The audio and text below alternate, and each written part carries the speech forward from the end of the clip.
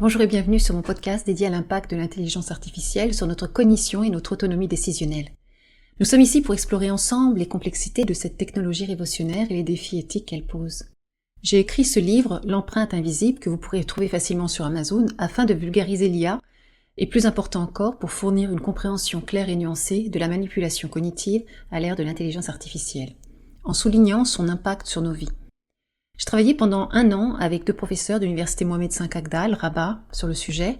À travers cette exploration, l'objectif est de fournir une compréhension claire et nuancée de la manipulation cognitive à l'ère de l'IA en mettant en lumière son impact sur nos vies. Cela inclut l'examen des méthodes par lesquelles l'IA peut influencer nos décisions, ainsi que des stratégies pour reconnaître et se protéger contre ces influences. En fin de compte, ce podcast vise à être un guide indispensable pour aider les professionnels de l'IA, les décideurs, les éducateurs, les étudiants et le grand public à récupérer leur pouvoir de décision dans un monde où les frontières entre la technologie et l'humain deviennent de plus en plus floues. À l'ère du numérique, l'intelligence artificielle ne cesse de se développer à un rythme exponentiel, s'immisçant dans presque tous les aspects de notre vie quotidienne, que ce soit à travers les assistants vocaux, la personnalisation des publicités ou même les recommandations de contenu sur les plateformes de streaming. L'IA influence subtilement nos choix et comportements, souvent sans que nous en ayons pleinement conscience. Cette influence pose une question fondamentale. Dans quelle mesure sommes-nous libres de nos propres décisions ? Alors que l'IA devient de plus en plus capable de comprendre et même d'émuler les émotions humaines, il est crucial de se demander si notre capacité à penser librement n'est pas compromise. Ce podcast permet d'aborder 2 des plus grands défis éthiques posés par l'intelligence artificielle: les biais algorithmiques et la transparence des algorithmes. Ces questions ne sont pas seulement techniques, elles sont profondément morales et sociales, car elles touchent à l'équité, à la justice et à la confiance dans les technologies que nous déployons. Premièrement, considérons les biais algorithmiques. Un algorithme, par définition, est une série d'instructions destinées à résoudre un problème ou à accomplir une tâche. Toutefois, lorsque les données utilisées pour entraîner ces algorithmes contiennent des préjugés historico-culturels, les systèmes d'IA peuvent involontairement perpétuer ces inégalités. Cela peut se manifester de diverses manières, telles que les taux de refus plus élevés pour certains groupes dans les prêts bancaires, des diagnostics médicaux moins précis pour certaines populations ou des erreurs de reconnaissance faciale plus fréquentes chez les personnes de couleur. Ces biais ne sont pas seulement des erreurs techniques, ils sont le reflet de nos sociétés et peuvent renforcer les divisions existantes. Par conséquent, identifier et corriger les biais dans les algorithmes d'IA est crucial pour construire des technologies justes et inclusives. Pour exemple, ImageNet, cette base de données essentielle pour la reconnaissance d'objets dans les applications de vision par ordinateur, et qui sert de référence pour la construction de nombreuses autres bases de données, dont certaines sont intégrées à divers systèmes globaux, ImageNet reste une ressource essentielle pour l'entraînement et le test des algorithmes de vision par ordinateur. Elle continue de contribuer à de nombreuses avancées dans le domaine de l'intelligence artificielle.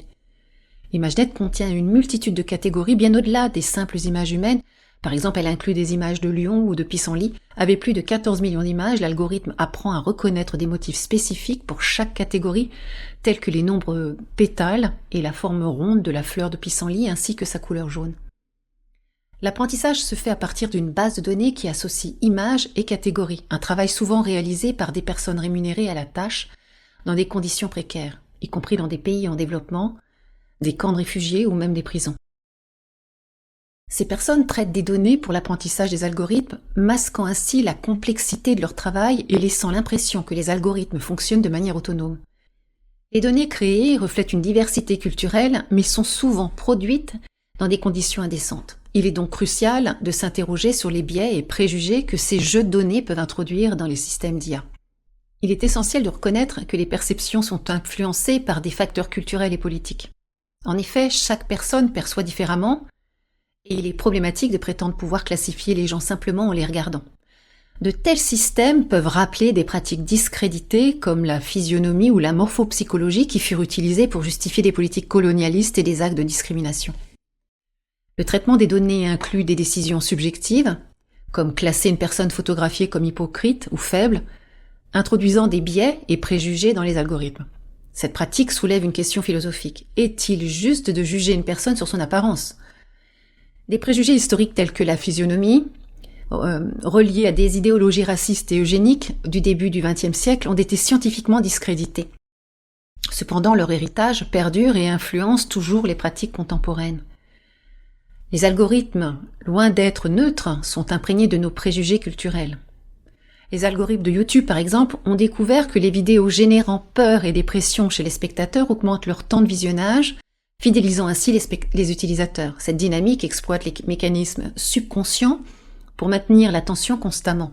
YouTube collecte des données sur chaque seconde passée sur la plateforme, conservant des statistiques détaillées sur les habitudes de visionnage des utilisateurs.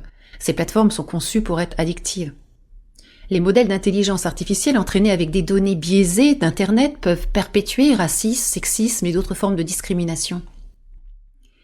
L'expérimentation de la publicité par mots-clés, catalyseur du succès de Google, ce nouveau modèle économique désigné comme le capitalisme de surveillance, implique que chaque clic est enregistré par Google. Leur algorithme analyse nos habitudes et traits de caractère, transformant ces données personnelles en produits vendus à des entreprises qui utilisent ces informations pour nous submerger de publicité ciblée, nous incitant à acheter leurs produits.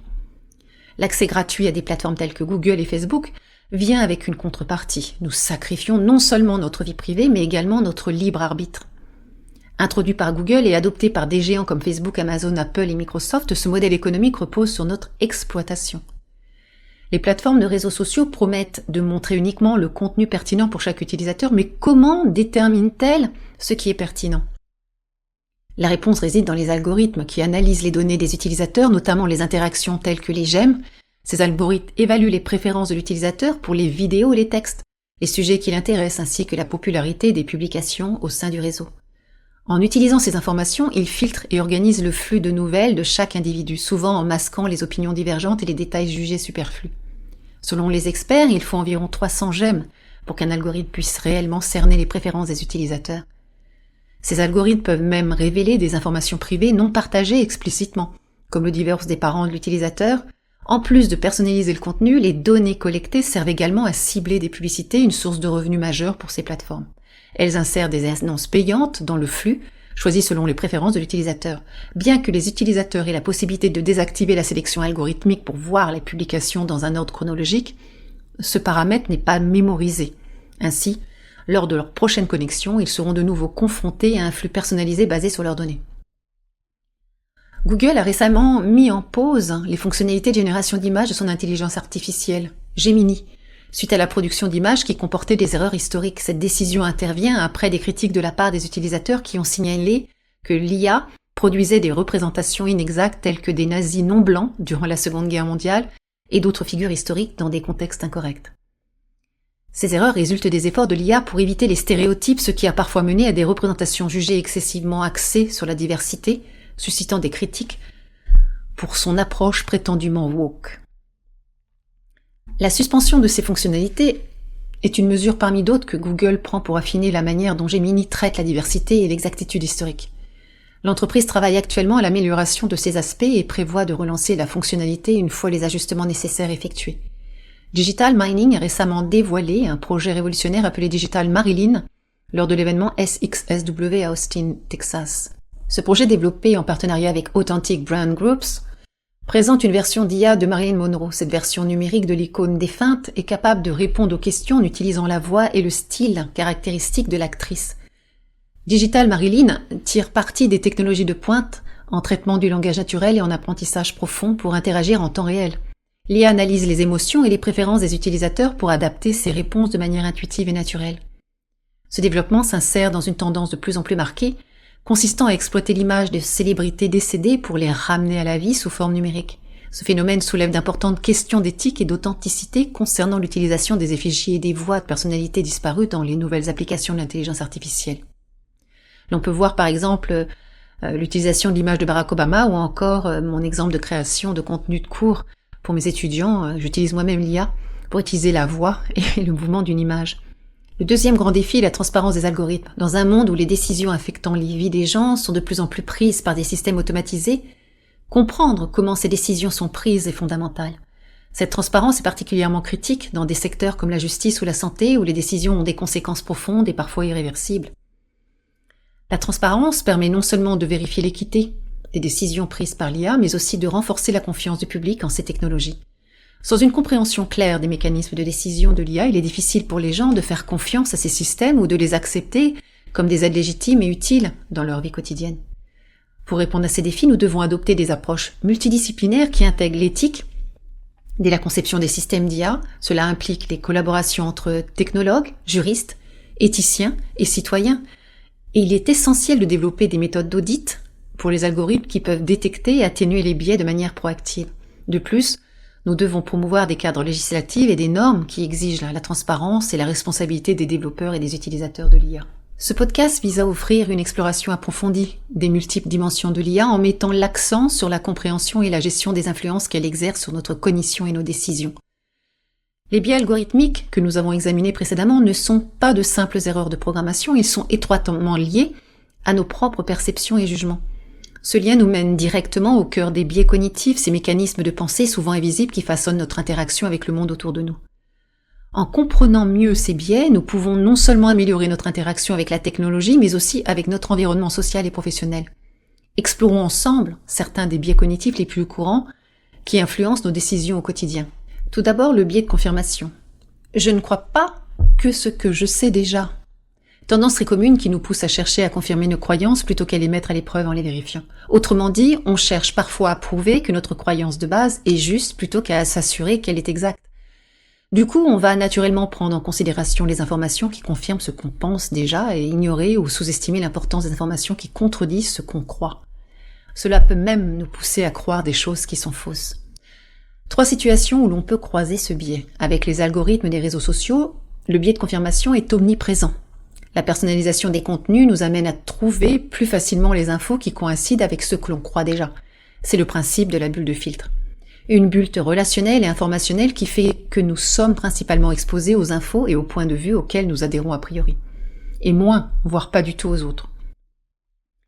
Si l'on ne s'abonne qu'à des youtubeurs qui partagent nos opinions pour s'informer, cela peut être compliqué d'avoir une vision complète d'un fait d'actualité. Sans s'exposer à des points de vue différents, on risque de manquer des éléments et il sera impossible de faire évoluer notre opinion. Ce biais est aussi l'œuvre dans notre mémoire qui stocke de façon sélective. Imaginez que vous êtes en train de rechercher des informations sur le changement climatique. Si vous croyez fermement au changement climatique, vous êtes plus susceptible de cliquer sur des articles qui confirment ce point de vue, en ignorant peut-être des articles qui offrent une perspective différente. C'est le biais de confirmation en action, où nous favorisons les informations qui renforcent nos croyances existantes. Puis vient le biais de représentativité, ou la généralisation abusive. Tendance à considérer qu'une information est plus crédible quand elle correspond à une représentation qu'on se fait de la réalité.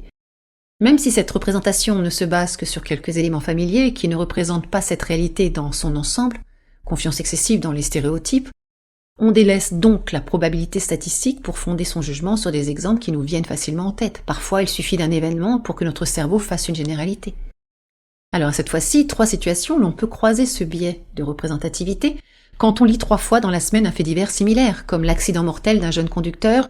En état d'ébriété, notre cerveau sera tenté d'imaginer qu'il y a un phénomène global et que le nombre de jeunes qui prennent le volant après avoir bu est en hausse. Or, tant qu'il ne s'appuie pas sur des statistiques, ce raisonnement est trompeur. Si l'on représente ou si l'on présente à plusieurs personnes le profil de Bernard, 48 ans, 6 enfants, bon vivant et fan de tuning, et qu'on demande aux participants de déterminer s'il est banquier d'affaires ou père au foyer, il y a fort à parier que la majorité des répondants choisiront père au foyer, en se basant sur les exemples qui leur viennent en tête, liés à l'image stéréotypée du banquier. Ce biais intervient aussi lorsqu'on se réfère à des souvenirs ancrés dans la mémoire collective pour juger une situation dans le présent. Le souvenir des pénuries de guerre, par exemple, a mené certaines personnes à se ruer sur les produits de première nécessité au début de la crise Covid-19. Leur interprétation de la situation était biaisée par la similarité avec un événement historique. Le 3e biais est l'effet Dunning-Kruger, quand les moins compétents pensent avoir les meilleures connaissances. Tendance à surévaluer ses compétences dans un domaine sans pour autant avoir fait beaucoup de recherches sur le sujet. Notre cerveau nous trompe en nous donnant une impression de connaissance qui dépasse nos connaissances réelles, en particulier quand on commence à s'intéresser à un sujet. Plus on consolide nos connaissances sur un sujet, plus notre auto-évaluation se rapproche de la réalité. 3 situations où l'on peut croiser ce biais. Tu es déjà sorti d'un documentaire en ayant l'impression d'être désormais hyper familier avec son sujet. C'est naturel. Or, peu importe sa qualité, le film dure 2 heures alors que le sujet qu'il évoque a peut-être fait l'objet de centaines d'études à travers le monde. Plus on apprend une langue, plus on se rend compte des progrès qu'il reste à faire pour la maîtriser à la perfection. L'apprenant devient de plus en plus polyglotte aux yeux de ceux qui ne le sont pas, et de moins en moins pour lui-même. L'effet Dunning-Kruger est souvent victime de lui-même. Ce n'est pas parce qu'on a vu une vidéo de 2 minutes sur l'effet Dunning-Kruger qu'on peut se vanter de la comprendre. Les moins connaisseurs surestiment son impact et oublient le cadre scientifique qui l'entoure, alors que les experts relativisent sa portée réelle. Vous avez déjà rencontré quelqu'un qui venait de commencer à apprendre la guitare et qui pensait déjà pouvoir jouer comme Jimi Hendrix. C'est un exemple classique de l'effet Dunning-Kruger, où les débutants ont tendance à surestimer grandement leurs compétences. Le quatrième biais est l'effet de halo. Un élément contamine notre perception globale. C'est la tendance à se faire une idée générale d'une personne sur la base d'un ou de plusieurs traits spécifiques. Cela peut aussi être notre impression vis-à-vis d'un groupe, d'une marque, d'une activité, etc. Si notre première impression est positive ou négative, cela peut pousser notre cerveau à imaginer que tout le reste est positif ou alors négatif. Mais ce raisonnement est erroné, car on ne connaît pas forcément les nombreuses autres caractéristiques qui définissent cette personne, ce groupe, cette marque. 3 situations où l'on peut croiser ce biais, c'est par exemple, les personnes séduisantes sont souvent mieux considérées à tous les niveaux. Intelligence, sympathie, confiance. La caractéristique beauté contamine les autres. Et cela ne vaut pas que pour la beauté physique. Une personne drôle pourra aussi être considérée comme plus intelligente, comme plus fiable, etc., etc. Vu que les célébrités ont du succès et un physique avantageux, on a tendance à penser qu'elles sont aussi intelligentes, talentueuses, bienveillantes, etc., etc. Mais ça n'est pas toujours le cas. Les influenceurs, par exemple, sont souvent suivis en raison d'une caractéristique jugée très positive par leur communauté. Beauté, humour, argent, etc. L'effet de halo pousse les abonnés à penser que tout est positif chez ces influenceurs. Et même les produits parfois douteux dont ils font la promotion. Quand on est fan d'une marque pour un de ses produits, il y a des chances pour que notre cerveau apprécie automatiquement les autres produits de cette marque sans jamais les avoir testés. Imaginez que vous voyez une célébrité très attrayante dans une publicité pour un produit de santé. Vous pourriez inconsciemment supposer que le produit est excellent simplement parce que la personne qui le promeut est physiquement séduisante. C'est l'effet de halo où une qualité positive comme la beauté influence notre perception globale. 5e biais, l'effet de la 3e personne. Ça touche les autres, ça ne touche pas moi. On a tendance à surestimer l'influence que les médias ont sur le comportement des autres, tout en s'imaginant qu'on est soi-même moins susceptible d'être influencé. Les autres sont manipulables, croient aux fake news, mais pas nous. C'est pourquoi l'effet de 3e personne est indissociable du biais d'optimisme, croire qu'on est moins exposé aux événements négatifs que les autres, et du biais de la tâche aveugle, croire que les biais ont moins d'impact sur nous que les autres. 3 situations où l'on peut croiser ce biais. Tu as déjà regardé une télé-réalité en mode plaisir coupable et en te disant purée, il y a des gens qui regardent ça au premier degré. C'est l'effet de la 3e personne. Pourquoi serais-tu moins susceptible qu'un autre d'être influencé par ce que tu regardes, parce que tu es plus intelligent? Gare au biais de supériorité illusoire. Les achats de panique sont aussi un bon exemple. Quand on demande aux gens qui se ruent dans les magasins après avoir vu un reportage annonçant une potentielle pénurie, pourquoi ils le font? Ils répondent souvent qu'ils sont préoccupés par les effets de ces reportages sur les autres. Ils veulent s'approvisionner avant que les autres ne vident les rayons. Quand on entend des pubs à la radio, on peut être tenté de croire que ça n'a pas d'impact sur nous, car on n'y prête pas attention. En réalité, les publicitaires sont bien au courant et utilisent des mécanismes pour contourner notre inattention. Personne n'est imperméable aux stimuli des marques, mélodies, effets sonores, répétitions, etc. Le 6e biais est le biais de consensus. Comment ça? Tu n'es pas d'accord avec moi? Tendance à considérer parfois à tort que nos opinions, connaissances, valeurs, etc. sont relativement communes et partagées par les autres. Cela peut amener les membres d'un même groupe à croire qu'ils sont d'accord entre eux, alors que ça n'est pas le cas. Notre cerveau est tenté de croire qu'il y a un consensus autour de nos idées. Or, ce sont uniquement notre histoire personnelle et notre situation sociale qui nous poussent à croire en ce consensus. 3 situations où l'on peut croiser ce biais. Une étude a montré que les utilisateurs de réseaux sociaux avaient des taux plus élevés des faux consensus. Les réseaux sociaux sont des chambres d'écho, car ils renforcent nos idées en nous les exposant de manière répétée, sans laisser circuler les idées concurrentes. Si 2 individus ne font pas partie d'une même bulle de filtre, ils sont moins susceptibles de partager les mêmes idées. Si les militants d'un même camp restent entre eux durant une campagne présidentielle, ils peuvent avoir l'impression que tout le monde soutient leur candidat, alors que ce n'est pas le cas. Même s'ils sont des milliers, c'est peu comparé à l'ensemble de la population. Imaginons un groupe d'amis, où le faux consensus est « il faut s'alcooliser pour passer une bonne soirée ». Même si la majorité désapprouve, il y a un risque que chacun pense à tort que ce consensus est vrai, sans oser le remettre en question. C'est l'ignorance pluraliste. Le 7e biais, c'est l'effet d'exposition. Quand la familiarité rend les choses positives, on a tendance à porter un jugement plus positif sur quelque chose ou quelqu'un simplement parce qu'on y a été exposé de manière répétée, dans la mesure où cette exposition est neutre ou peu négative. On devient familier avec ce qu'on voit souvent et cela conduit à une attitude plus favorable à l'égard de ces choses, personnes, puisqu'elles sont accessibles en mémoire, même si on n'est pas conscient d'y avoir été exposé. 3 situations où l'on peut croiser ce biais. On peut être exposé de manière répétée à une publicité, parfois sans en être conscient. Message à la radio lors d'un trajet, balayage visuel d'un panneau d'affichage. La familiarité créée avec la marque aura, qu'on le veuille ou non, une influence au moment du jugement. Si l'on clique sur une vidéo complotiste sur YouTube, l'algorithme va nous proposer d'autres vidéos similaires. Or, l'exposition répétée aux thèses conspirationnistes peut susciter une accoutumance. Le risque est de s'y habituer progressivement au point de les normaliser et de les trouver acceptables. Le fait d'être exposé à plusieurs reprises à une même fake news peut contribuer à nous faire adhérer à sa croyance. C'est l'effet de vérité illusoire. C'est moins facile pour notre cerveau d'adhérer à une info inédite, jamais vue auparavant, qu'à une info largement répétée. Pensez à une marque dont vous voyez constamment les publicités à la télévision. Même si vous n'avez jamais utilisé leurs produits, vous pourriez commencer à les percevoir plus positivement. C'est l'effet d'exposition où notre familiarité avec quelque chose nous fait l'apprécier davantage.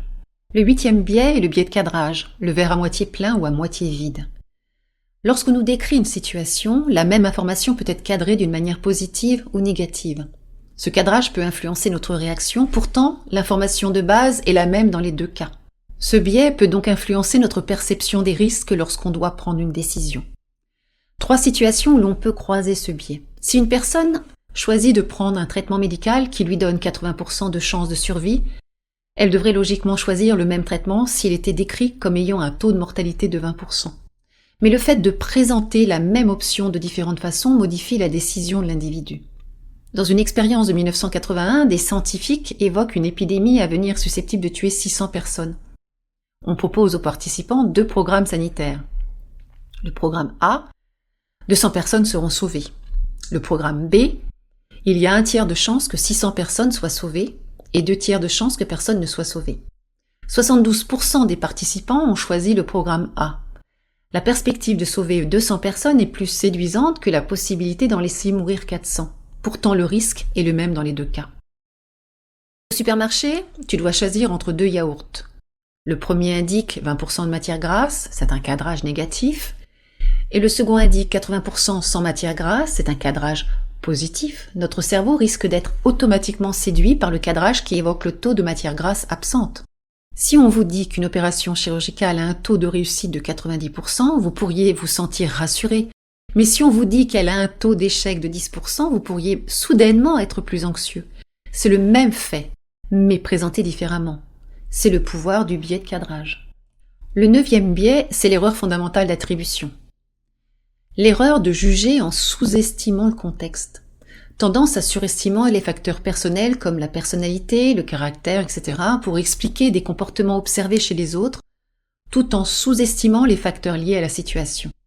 Notre cerveau suppose que les actions d'une personne dépendent du type de personne qu'elle est, plutôt que des forces environnementales et sociales qui l'influencent. On se base sur les caractéristiques internes, supposées de la personne pour juger de ce qui lui arrive ou de ce qu'elle fait. 3 situations où l'on peut croiser ce biais. On voit un conducteur brûler un feu rouge et on se dit « quel imbécile, quel imprudent ». En réalité, il est peut-être poussé à agir de la sorte à cause d'un facteur extérieur à sa personnalité. Sa femme est enceinte, perd les os à l'arrière. Cette situation n'excuse pas son attitude, mais l'explique. Cette personne est peut-être de nature prudente en temps normal. Nous avons aussi l'effet Julien Lepers. C'est une erreur d'attribution où l'on va être amené à penser que le présentateur est plus intelligent que les candidats, alors que les réponses sont soufflées dans son oreillette. Cet effet s'applique aussi aux présentateurs de JT, dont on pourrait surestimer les connaissances alors qu'ils lisent un prompteur. Ce biais peut nous amener à penser que chaque personne mérite la situation dans laquelle elle se trouve en raison de facteurs personnels. Par exemple, il est plus facile de dire « tous les chômeurs sont des fainéants » que d'analyser la multiplicité des causes externes du chômage, crise économique, discrimination, problèmes de santé, handicap, etc. Le 10e biais que je vais vous présenter, c'est le biais d'ancrage. La difficulté de se défaire d'une première impression. C'est la tendance commune à se fier trop fortement au premier élément d'information qui nous est porté. C'est l'encre, pour prendre une décision ou poser un jugement sur quelqu'un ou quelque chose. Lorsqu'on reçoit de nouvelles infos, on va avoir tendance à les interpréter à partir du moment de référence initiale, c'est donc cet ancrage, au lieu de les voir objectivement. Ce biais rappelle l'effet de halo, car une seule information va contaminer notre perception globale d'une situation. 3 situations où l'on peut croiser ce biais. Ce biais est présent dans les pubs, les soldes et les négociations. Lorsqu'un prix initial est présenté à un potentiel acheteur, tous les prix situés en dessous paraîtront plus raisonnables, même si le prix est toujours trop haut par rapport à la valeur réelle du bien. Un élève arrive en retard au premier cours de l'année. Son prof risque de le catégoriser comme le ou la retardataire de la classe, même si lors du reste de l'année, il ou elle arrive en retard dans les mêmes proportions que les autres élèves. Le prof va se fier de façon abusive à son encre, le souvenir marquant du retard du premier jour, pour juger la ponctualité de l'élève dans son ensemble. Ou encore lors d'une négociation salariale. Si la première offre est très basse, elle peut fixer un point de référence qui influencera toute la discussion, même si elle est beaucoup trop basse. C'est le biais d'ancrage, où la première information que nous recevons colore toutes les informations qui suivent. Voilà.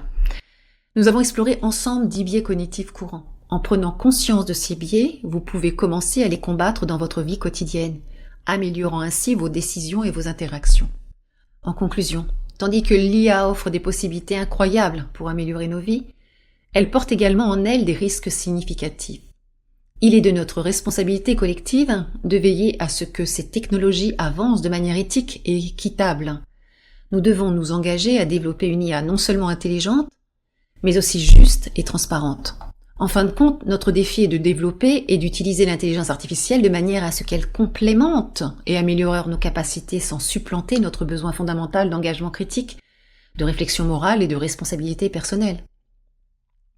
Nous devons guider l'évolution de l'IA tout en reconnaissant ses limites et en s'efforçant de surmonter ses défauts pour que ces outils servent véritablement le bien commun. La bataille de l'IA représente le conflit le plus significatif du XXIe siècle en termes de technologie, de finances et de stratégie militaire. Celui qui maîtrisera l'intelligence artificielle dominera des secteurs aussi cruciaux que l'automobile autonome et les logiciels médicaux, prolongeant ainsi l'espérance de vie humaine.